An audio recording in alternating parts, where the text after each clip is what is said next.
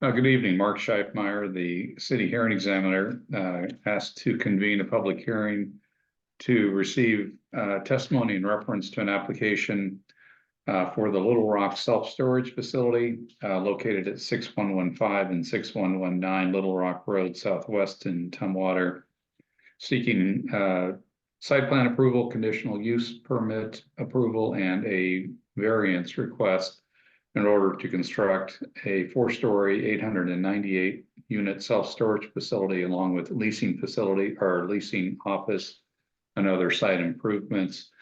In advance of tonight's hearing, I've received the staff report authored by Tammy Merriman, who is present tonight. By the way, this bears case numbers TUM 230650, TUM 240108, and TUM 24-0119. Again, in reference to all those case numbers, staff report has been prepared, which I have reviewed in its entirety, as well as all of the materials that were submitted by the city together with the staff report, and I'm familiar with the site. So the purpose of tonight's hearing is to receive input from city staff on this application, followed then by the applicant, who I believe is appearing through Mr. Johnson, and then by members of the public, if there are any. The record should reflect that prior to tonight's hearing, I don't believe any public comment has been received, and there do not appear to be any members of the public present, but we'll confirm that as we go along. So if we are in a situation without members of the public and presentations are then solely for my benefit, I'll give some latitude to Ms. Merriman, Mr. Johnson, in your presentations, since you're only speaking to me and I have reviewed everything you've given me to date. You can be allowed to be a bit briefer in some of your presentation. But everyone who does testify will do so under oath tonight. And so we'll begin with city staff. So Ms. Merriman, do you swear or affirm to tell the truth, the whole truth, and nothing but the truth? I do. Go ahead. And Mr. Examiner, we do have 2 attendees on the call today. Okay. So there are 2 public attending with us this evening. Thank you. However, I still will try to be brief. And thank you for being here. Thank you everyone for being here. My name is Tammy Merriman. That's spelled T-A-M-I. Last name is Merriman, M-E-R-R-I-M-A-N. I am the permit manager for the city of Tumwater. And as you stated before us tonight is an application for site plan review, a conditional use permit for a 4-story, 898 unit self-storage facility with a leasing office. The application package also includes a variance request and requests a variance from zoning setbacks along the southern property line. I am going to share my screen if that is okay. Thank you.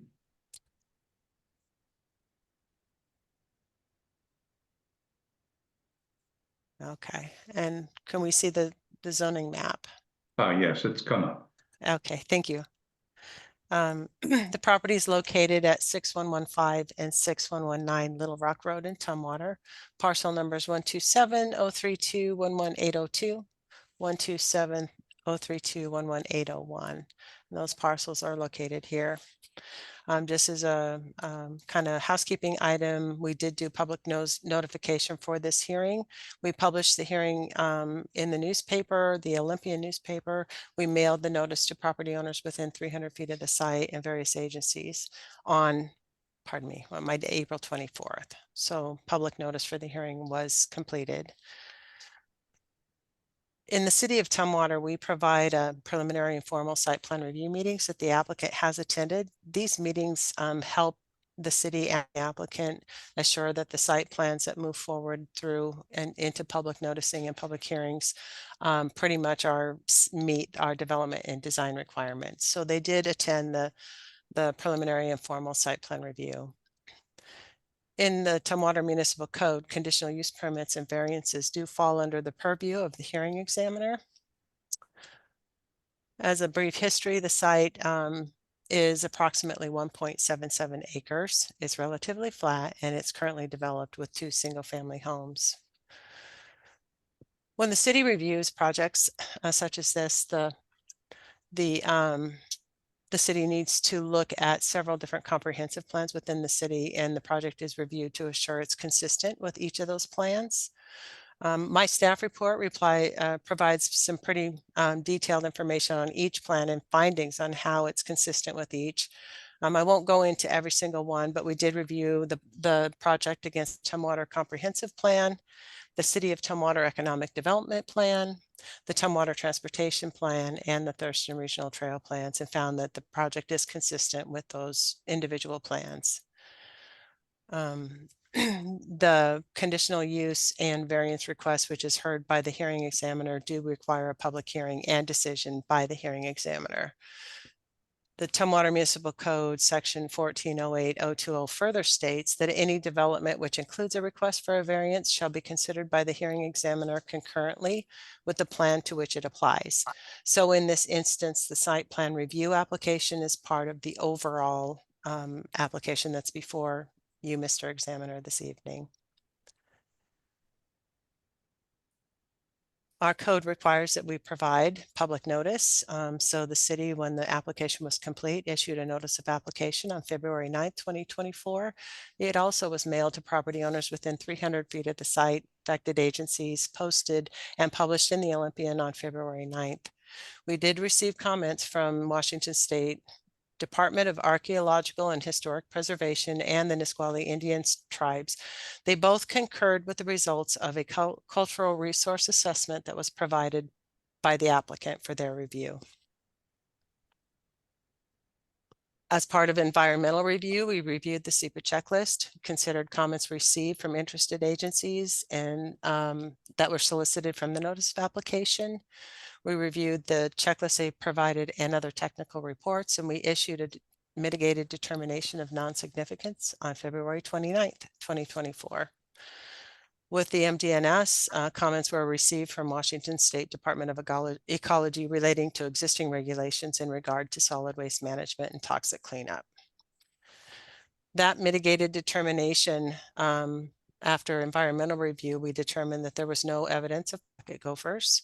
The cultural survey that was completed was actually the Department of, get this out here, the Department of Archaeological and Historic Preservation did write a letter concurring with the results and recommendations of that report. Traffic mitigation for impacts to the Tumwater Boulevard were identified in the environmental documents, and there were no other endangered species or habitat identified. And there was also no appeals of the SEPA threshold determination. As part of transportation concurrency, our transportation manager reviewed their trip generation report and found the project was concurrent as long as transportation impact fees were paid and payment of mitigation fee for trips through the Tumwater Boulevard I-5 interchange. The trip generation report did identify one trip happening there. Those became mitigation measures of the MDNS. As part of development, the city requires the preservation of trees on a site to be developed, but there's a section in the code that says, that it requires no less than 20% of the trees on the site or no less than 12 trees per acre to be retained. It also provides that when situations occur where the site doesn't have that number of tree to begin with, that the development provides the minimum number at the time of development at a 1-to-1 ratio. The applicant submitted a landscape plan that shows, the site is 1.77 acres. It would require a minimum of 22 trees to be retained. Didn't have that many trees to begin with, but the preliminary landscape plan does show about 64 trees to be planted. So there's more than the minimum being planted. Moving into the zoning code, as I stated before, we go through quite an intense meeting with the applicants to make sure that everything meets our development code. So mini storage units are permitted in.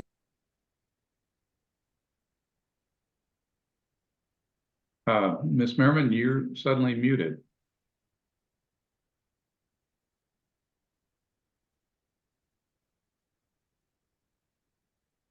Still are. Mm-hmm. There we go. Okay, I'm sorry. Now, Can you hear me? I can now, yes. Okay, I'm so sorry. Uh,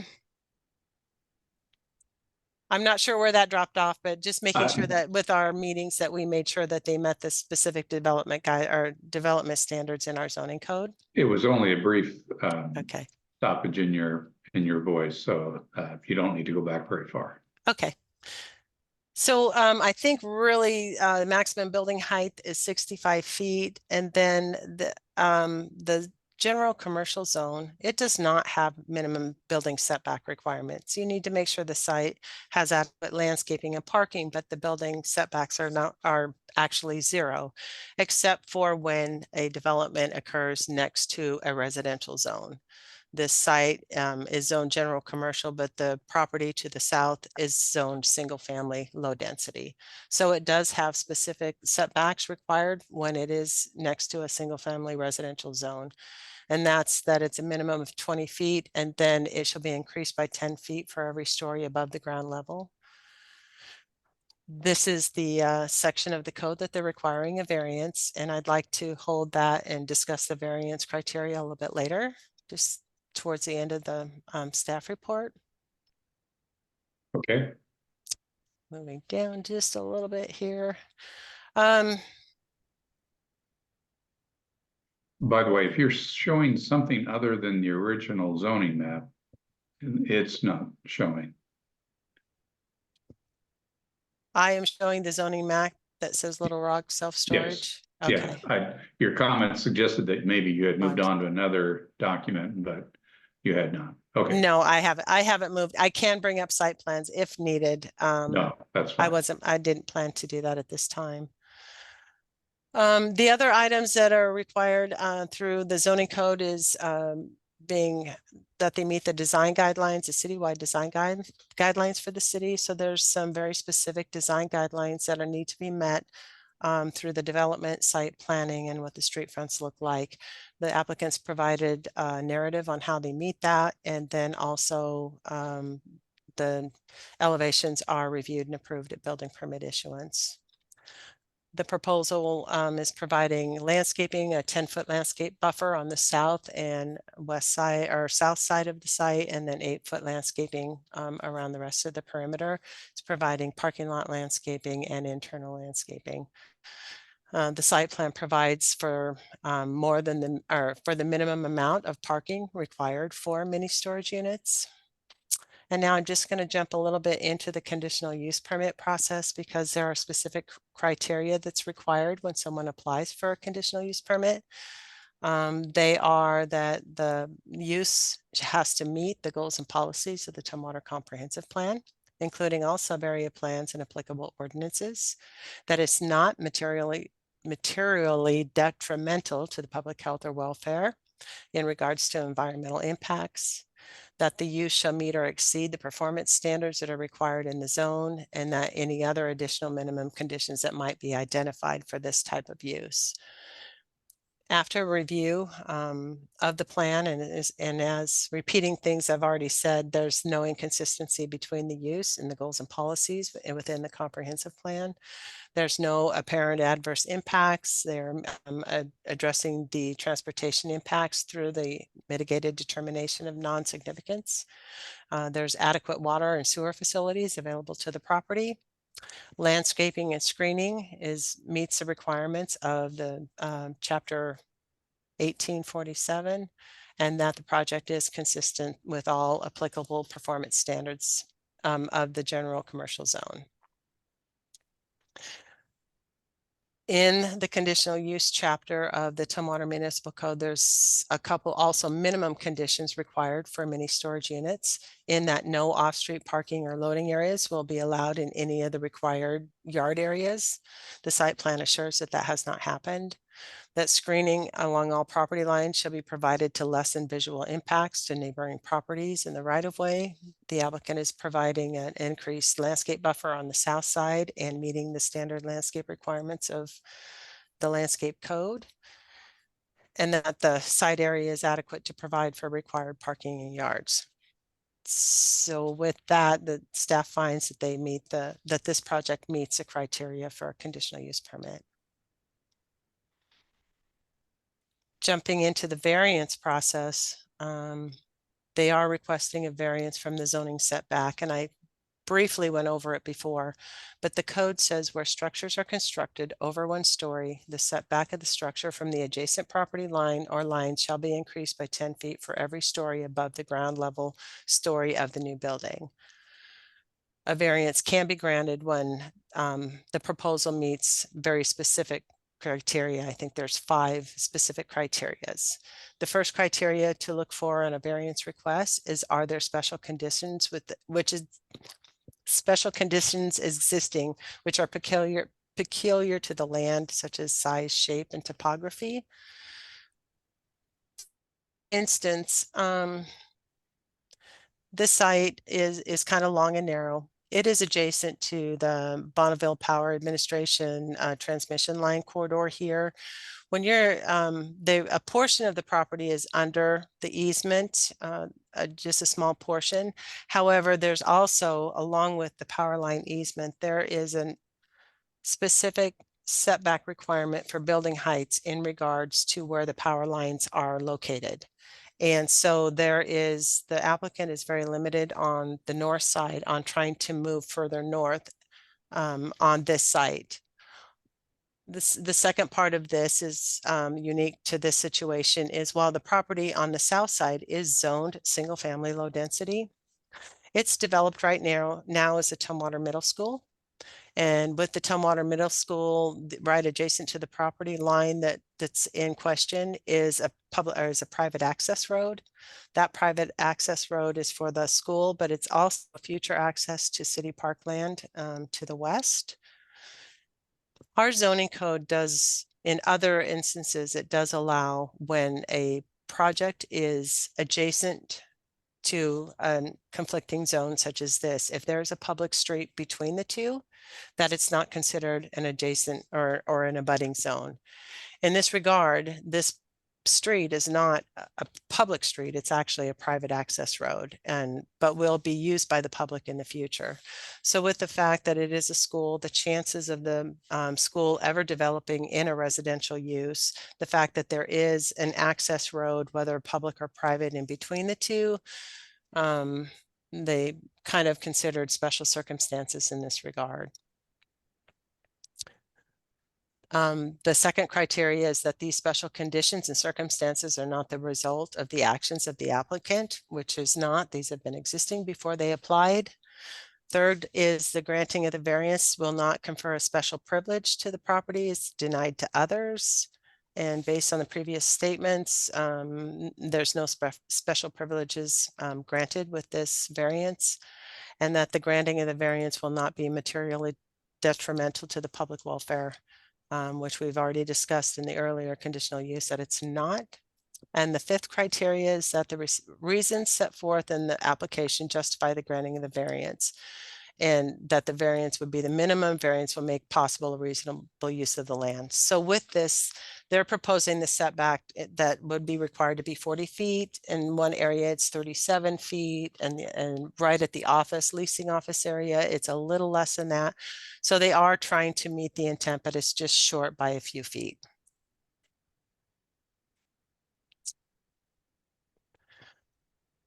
Going back to the BPA transmission line corridor, this BPA corridor goes through the city, and the BPA has several easements with different property owners all through the city.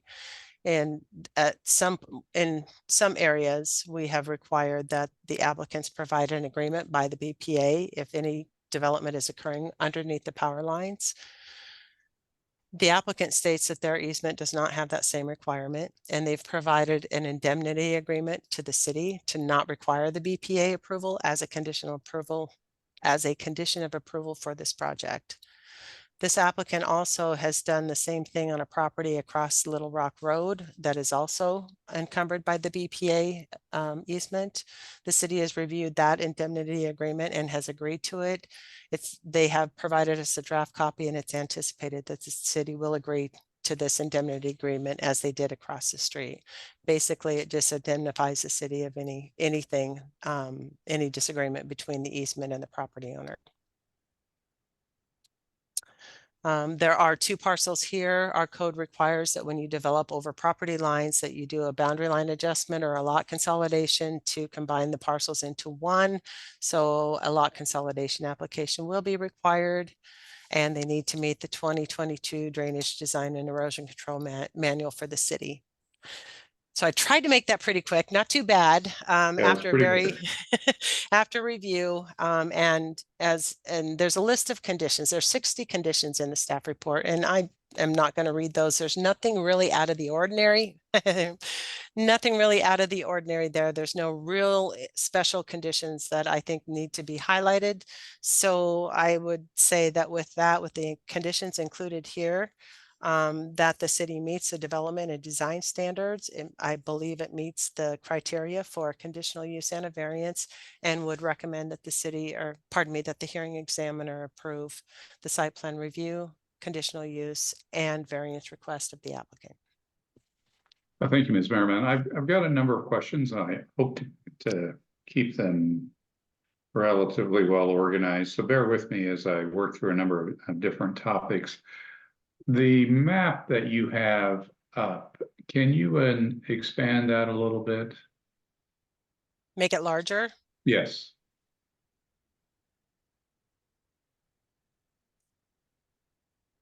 That would be great. That's good.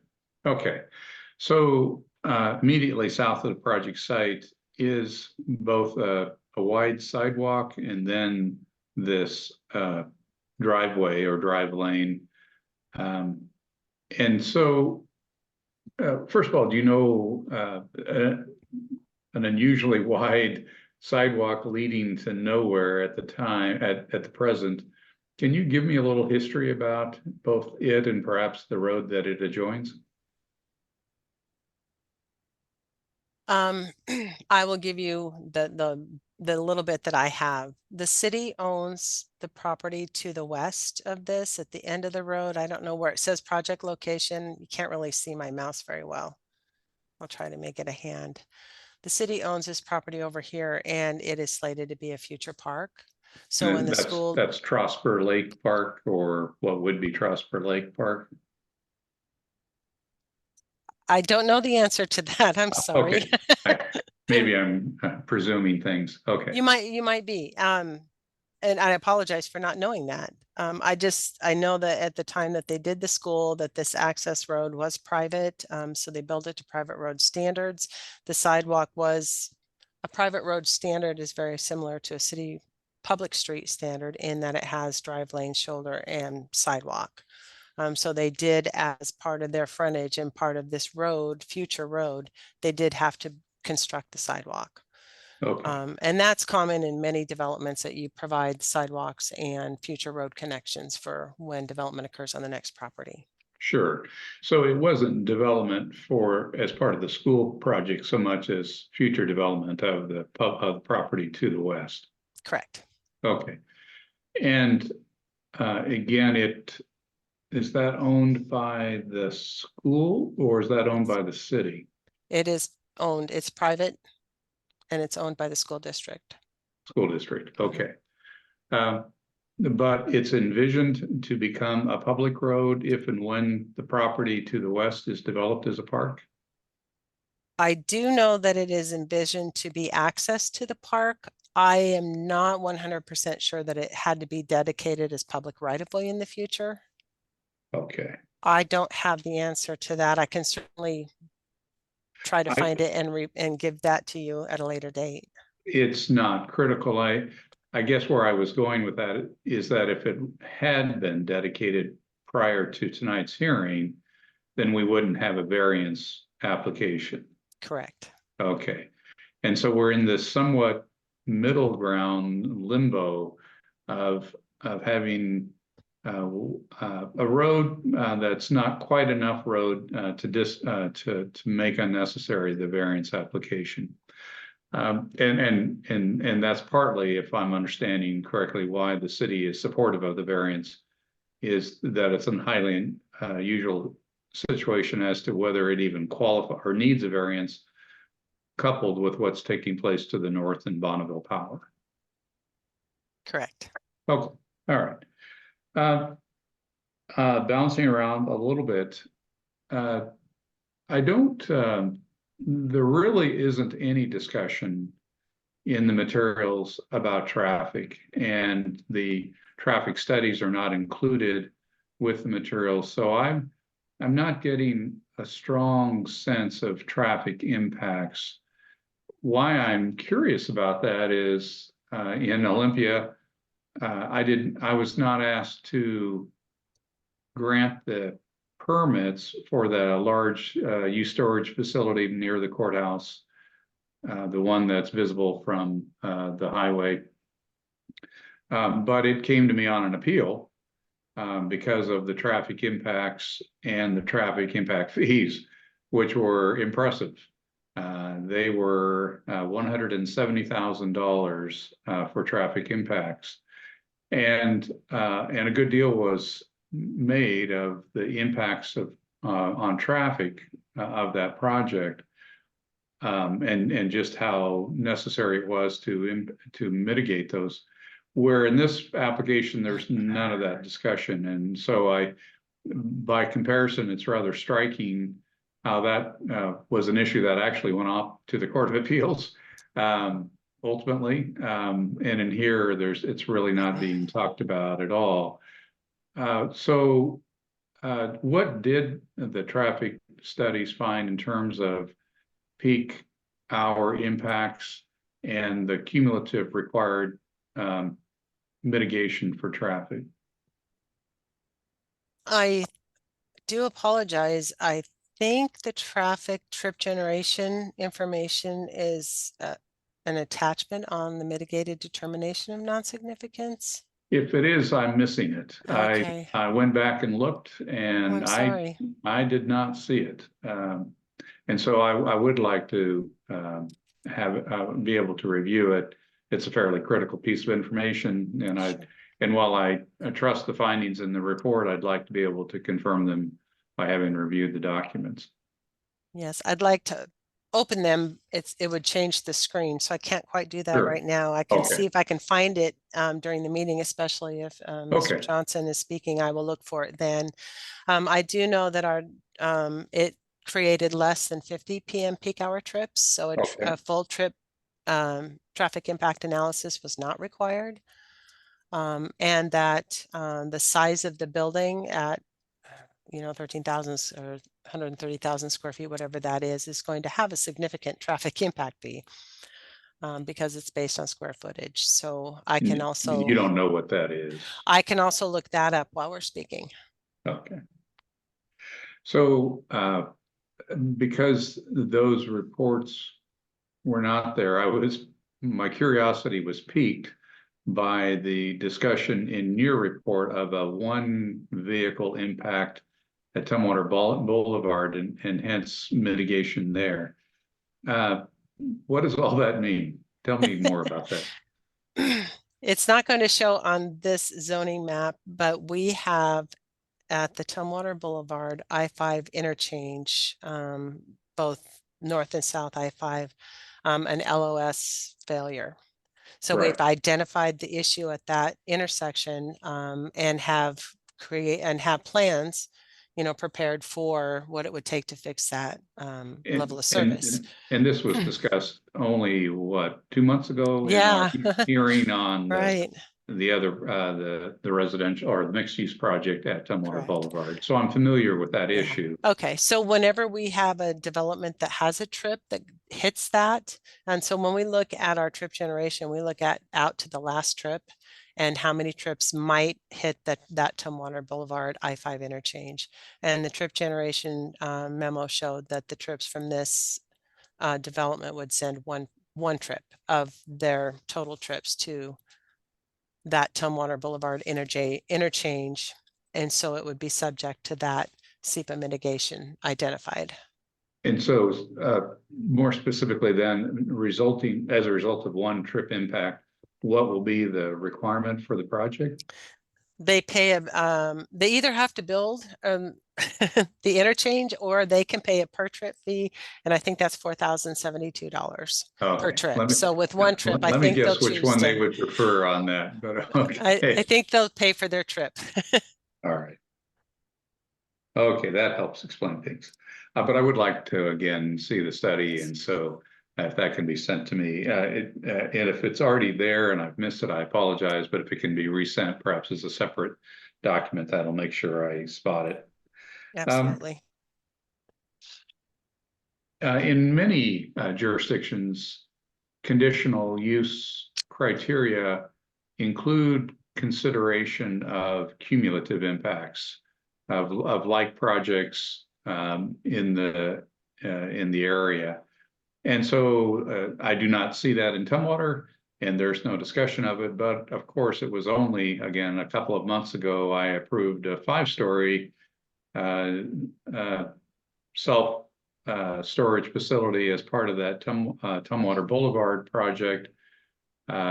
And I'm just wondering, has the city given any consideration to cumulative impacts of several very large self-storage facilities within a half mile of each other? Any worries about that it's saturating the area or altering the look and feel of this neighborhood, changing its intended use? Anything about the cumulative number of storage facilities that has the city in any way concerned? To be honest with you, that discussion has not occurred. I do know that for overall impacts, especially for traffic, they've looked at the possible build out in these general areas. So a lot of the traffic impacts are mitigated. Our design standards are somewhat strong, especially in the commercial zone, to make sure that aesthetically that the storage units provide a commercial look and feel on the outside. The applicant is very aware of some of the very stringent requirements that we had for this, for how it's situated on the site and how it is presented at the street. But for the overall looking at several units or that many units in a general vicinity, no, that I don't think that has been reviewed specifically. Okay, and you agree that it's not a criteria imposed by the city? Not at this time. Yeah. Oh, switching to aesthetics, which you just raised in part answer to the last question. Always a concern when we have commercials / industrial facilities hard up against schools, and the impacts of the aesthetics, the look and feel relative to the school, how it may loom over the school facilities, light, air, aesthetic qualities in general, appearances, anything about this project and its immediate proximity to the middle school, recognizing again that the school itself is some distance to the south, separated not only by the sidewalk and road that we talked about, but also by the parking area. Nonetheless, anything about this project that causes the city anxiety about its aesthetics relative to that school facility? You know, a 5-story building is large. I do know that they are providing, like I said, a 10-foot landscape buffer on that south side. They're also providing security fencing. There are design standards to try to break up blank walls, and there's design standards for break-in modulation and colors and so forth. So there are through our design guides, the design guidelines, ways to make that large building not appear quite as large, also providing pedestrian type amenities at the lower floors. But your specific question of the towering over next to the adjacent school is just mainly being addressed by aesthetic design guidelines. Okay, and is there anything that you've thought about in that regard that hasn't already been proposed as a condition, or the things that you thought about doing but ultimately chose not to do as project conditions? I think in the design guidelines, the biggest thing that was a challenge was the visibility from the street.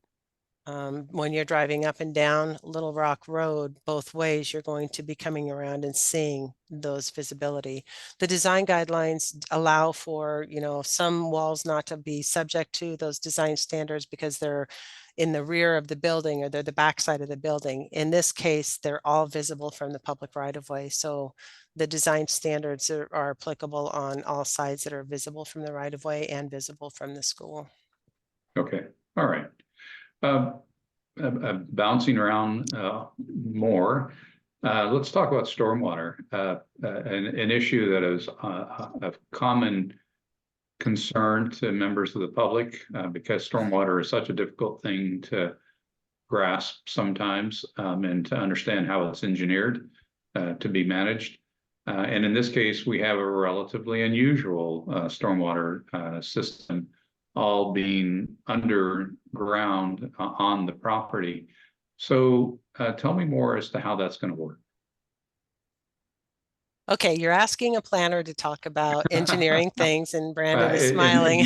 In lay terms, we can clean up the mess later. Yes. But in my terms, in my layman terms, the stormwater runoff is sent to a filtration system underground. It goes through the filtration system and then it's pushed out to an underground galleries, which then disperse out perforated pipes, however that is, after it's been treated.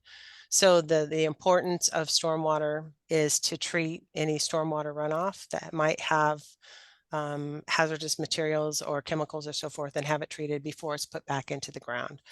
The underground systems require, I am very accustomed to them from a previous jurisdiction. However, they do require maintenance because the filtration systems and so forth have to be maintained on a regular basis in order to provide that.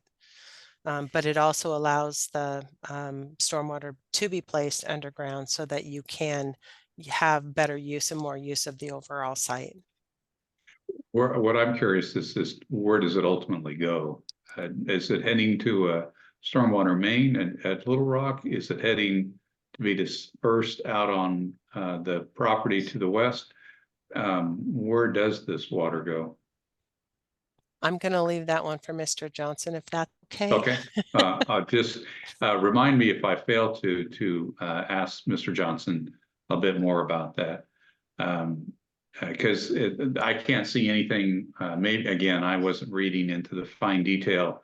The first reading of the material, or the superficial reading of the materials, wasn't telling me ultimately where it goes. Do you know if there is a stormwater main on Little Rock? I'm sorry.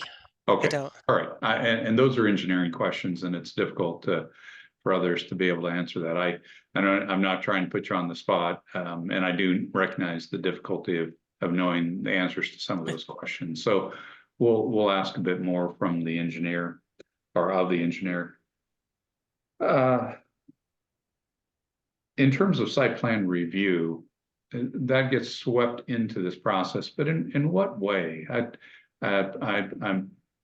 I confess to still becoming learned about Tumwater's system in this regard. And so what is being asked of me in terms of site plan review? I think it's mainly the entire application is consolidated and becomes one decision. Okay. The city of Tumwater, there are times where you could have a conditional use permit, but the site plan review decision is made by city staff under the formal site plan review. The conditional use is heard by the hearing examiner. Right. That can occur. I am more accustomed to it being consolidated as one, but in the city of Tumwater, the variance requires that the entire project come forward. So if there's any appeals on anything, whether it be the zoning code or parking or anything that's outside of the conditional use or variance specifics, they would be decided by you, and then any appeal would be on the overall decision. Okay. And us. Yeah, I have this sort of ongoing frustration with being granted site plan authority when I'm not a designer. I'm not a planner. I'm not an architect.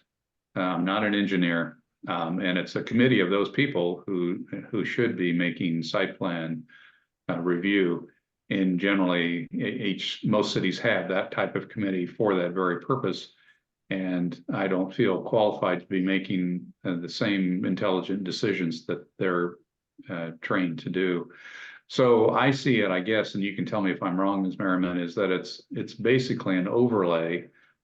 You're not expecting me so much to look at design aspect by design aspect, but more so simply recognize that the design in general is appropriate for the proposed conditional use. Is that kind of a fair summary? I think so. And I think the site plan review items in the staff report, it's shown that we went through the process through our preliminary and formal meetings to assure that the site plan, the site plan as proposed meets our development regulations for site plan review. Yeah. So our recommendation includes those findings. My recommendation includes those findings. Okay. Is all property to the west city owned, or is some of that for future development of any other type, residential or commercial? Is development moving to the west, or is it north, east, and south? This parcel and this large parcel here that includes the full transmission corridor is currently under review for multifamily use development. Okay. With multifamily buildings here, and a commercial component in the front. And then I do believe there's some parking and some access roads underneath the power line connecting the two together. So yes, there is development proposal under review now. And as part of this conditional use and the city's criteria for conditional use, anything about that envisioned use where this proposed use is deemed in conflict or failing to take into consideration the needs of that development? Can you repeat your question? Has this project taken into consideration its impacts upon that proposed use? And are there any concerns that this use is in conflict with that proposed use? I don't believe so. I think both of these projects have kind of been before the committee and not heard of any conflict from either side of that. There's really not a way to combine the two, and I actually would consider or anticipate that the multifamily development that will occur here with the number of units would probably make good use of the storage units right next door. I think that, yeah, that's a fairly good guess. I would expect the same. But I wasn't sure about in terms of design, aesthetics again, principally, whether there was anything about this project that was precluding the intended development of the site next door. I don't think so. Okay, all right. I think that's all the questions I have for staff. Thank you, Ms. Merriman. So we'll turn then to the applicant, and that would be through Brandon Johnson, a civil engineer. So, Mr. Johnson, let's have the screen restored and let's have you sworn. Here we go. You've been unmuted. Do you swear or affirm to tell the truth, the whole truth, and nothing but the truth? I do.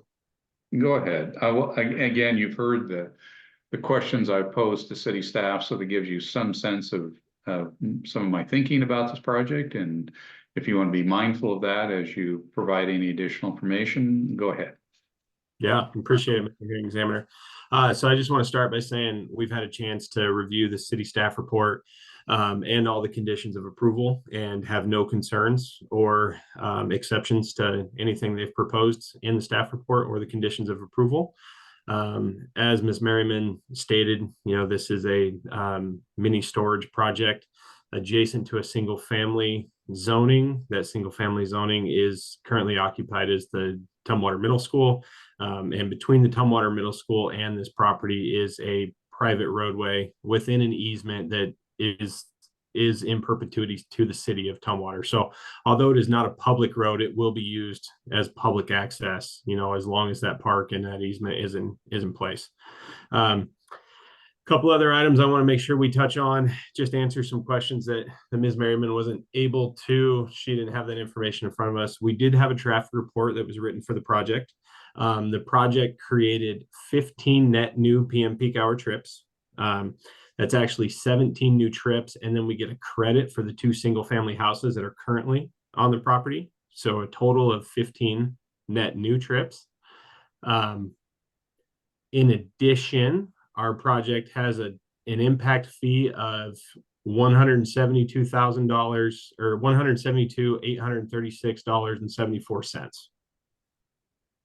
That's And- almost identical to the one in Olympia then, yes, but within $1 or $2, I think. That's interesting. Okay, And then we have the additional Tumwater Boulevard interchange SEPA fee for $4,219. So total impact fee of just over $176,000. okay. Thank you. And then lastly, on behalf of stormwater, the stormwater is actually, Ms. Merriman was pretty much on point with what her description of our stormwater system was. We collect it, we treat it, and then we infiltrate it underground. There is no release to a neighboring property or a public main. It is 100% infiltrated on site. Okay, I probably saw that verb somewhere and did not pay close enough attention. So it's strictly an infiltration system, not a dispersal system. Correct. Okay.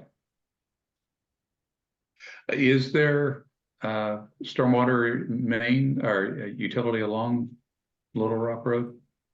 There is a stormwater line in Little Rock Road. However, it was not sized to accept any runoff from our project. Okay.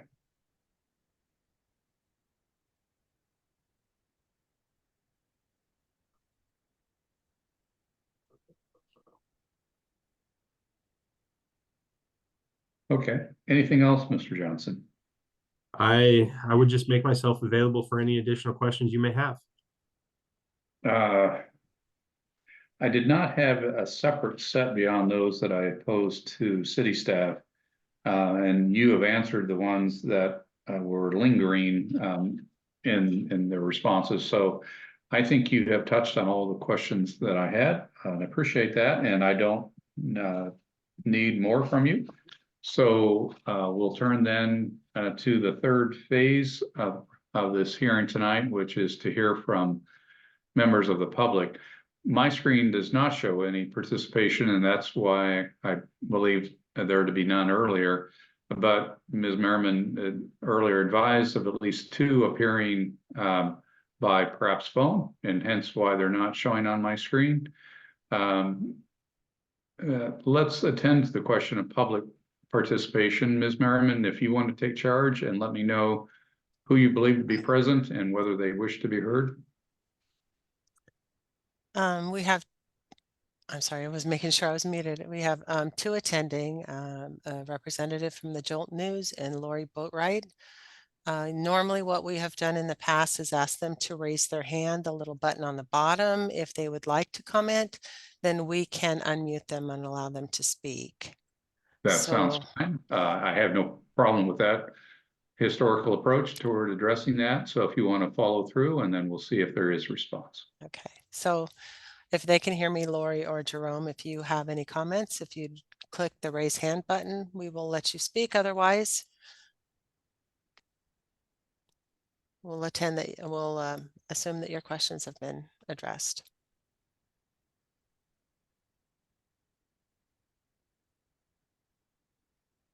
I'm not seeing any hands raised. Okay. I'll regard then there as being no requested public comment, which is consistent with the history of this application. I'm going to go ahead and approve the application, and I'm not adding to or subtracting from the proposed conditions recommended by city staff. Oftentimes, what's important isn't so much whether the project is approved, but the conditions on which it's approved. And in many cases, I'll make rather significant changes to those conditions to better fit the application, especially for conditional uses, and to make sure that they comport with all city requirements and are a comfortable fit within their neighborhood.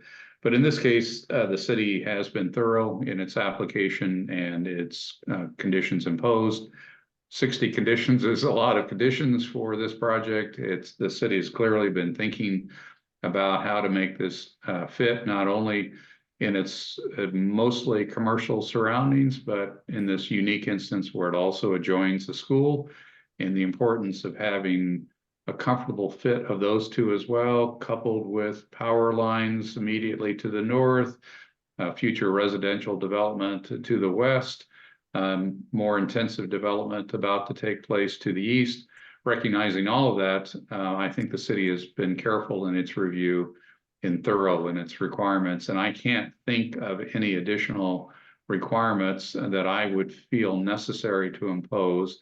I confess to a mild unease about a project of this scope sitting so closely to the middle school, but it isn't so close as to be overwhelming or impactful in any unusually negative way. And therefore, while my preferences might be one or two lots further north, it is what it is. And I think the city has recognized that closeness by its required mitigation or landscape and other requirements. And so I'm comfortable that that's been carefully enough thought through, as well as in the design standards and colors and modulations and other impacts of the building to lessen its scale. So I cannot find any additional conditions that I feel are necessary. I don't feel any reason to eliminate any of those that have been imposed.